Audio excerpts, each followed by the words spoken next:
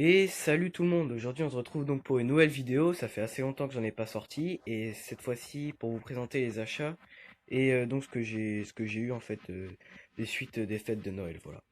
Donc on commence tout de suite. Alors pour commencer ici les achats, on va faire d'abord ce qu'on m'a donné. Donc voilà, c'est des choses donc, qui faisaient partie de la famille, d'amis à mes parents, tout ça. Donc là on a un chapeau donc de la guerre d'Indochine, enfin guerre d'Algérie. Voilà, donc vraiment très petite taille d'ailleurs, il va même pas sur ma tête. Voilà, petit chapeau donc avec les pressions pour rabattre les côtés. Un ceinturon donc Indochine Algérie aussi.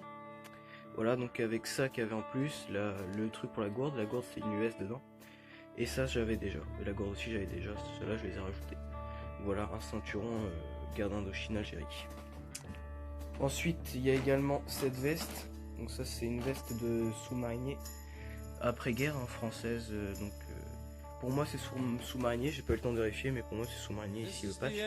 Sinon, c'est transmission, mais pour moi, c'est dans les sous-marins. Voilà, donc c'est. J'ai eu avec deux pantalons d'ailleurs supplémentaires. Voilà, une veste avec tous ces boutons françaises. Donc, je dirais qu'elle date à peu près des années peut-être 60 ou 70.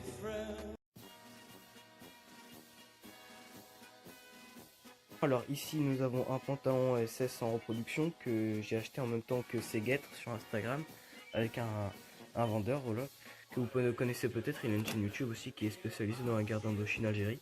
Donc voilà des petits guêtres après-guerre allemandes pour pour continuer mon uniforme, pour que j'arrête d'utiliser les guêtres britanniques qui étaient quand même assez moches. Voilà donc deux guêtres ici, une paire de guêtres. Un pantalon SS, donc comme je vous ai dit, il est troué ici, ça c'est sûrement lui qui a fait exprès de le trouer pour lui donner de la patine. Après je dois dire qu'en soi il est très bien patiné, hein. Il est très sympathique, voilà. En plus il est relativement à ma taille, voilà, donc c'est au cas où si un jour je me lance dans un uniforme d'élite, on va dire. Par exemple un uniforme de tankiste, comme j'ai un calot de tankiste, donc un uniforme SS dans les tanks, voilà. Même si bien sûr c'est pas la meilleure chose à faire forcément, parce que c'est assez compliqué après pour les reconstruire.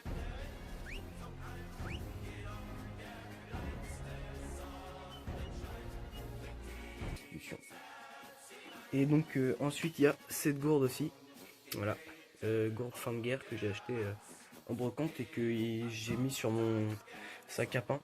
Bon forcément j'ai pas le quart pour l'instant, faut que j'en achète un quart allemand. Mais voilà, c'est assez sympa aussi. Donc là où se détache, on peut sortir le bidon, tout ça. Y a pas de problème, c'est très sympathique. Il y a le crochet ici pour attacher. Voilà, zéro problème. Voilà, on continue. Alors, comme je vous ai montré dans le début de la vidéo, il y a également ici une caisse. Cette fois-ci, celle-là, c'est une US. J'en ai une autre aussi que j'ai échangée contre un casque allemand. Une caisse allemande seconde guerre aussi, qui est dans mon garage pour l'instant, parce que je vais devoir, avec de la colle à bois, un peu la restaurer, parce qu'elle est quand même en sale état. Elle risque quand même de foutre le camp quand même assez rapidement. Donc forcément, pour l'instant, elle est dans mon garage. Je vous la montrerai aussi en fin de vidéo, il n'y a pas de problème. Voilà, donc ça c'est une caisse américaine de la guerre de Corée, j'imagine. Je pense pas, elle est pas seconde guerre, hein, mais voilà, quelques marquages. C'est sympa, hein, j'ai mis, comme c'est pile le bon diamètre pour mettre enfin pile la bonne taille pour mettre mes douilles de 80 mm, si du coup je les ai mises dedans. Et donc si je vous montre le dessus, voilà, je mets ça de côté. Voilà. Voilà le dessus de la caisse, il y a quelques marquages qui restent ici aussi. Voilà. Donc une US. Assez sympathique aussi, et donc je vous reprends tout de suite d'ailleurs pour vous montrer la caisse allemande qui est dans mon garage. Donc voilà, je vous montre ici la caisse dans l'état où elle est, donc une caisse allemande ici pour les obus. Alors je pense ici à quelques marquages qui ont été faits par l'armée française parce qu'elle a été récupérée par l'armée française. Alors comme vous voyez ici en fait le plus gros problème c'est tout la face sur le côté là où il y a le contreplaqué en fait, le plaqué qui fout le camp. Mais sinon après quand j'ouvre nickel l'état, il y a encore les marquages ici donc MG, voilà la date 1940. Voilà, pas à dire c'est qualitatif aussi, la caisse en bon état, l'intérieur toujours bien. Juste ici ça sera à refaire quoi. Voilà. Donc voilà, je vous ai à peu près présenté tout ce qu'il y avait à montrer. Comme vous voyez, la collection s'agrandit toujours de jour en jour, comme ça, hein. Voilà, il y a toujours de nouvelles rentrées. Je vous souhaite donc un bon réveillon, un bon nouvel an, voilà, de bonnes fêtes de fin d'année. Noël est passé, voilà. Et donc je vous donne des nouvelles sur comment une sortie détection, un détecteur ici.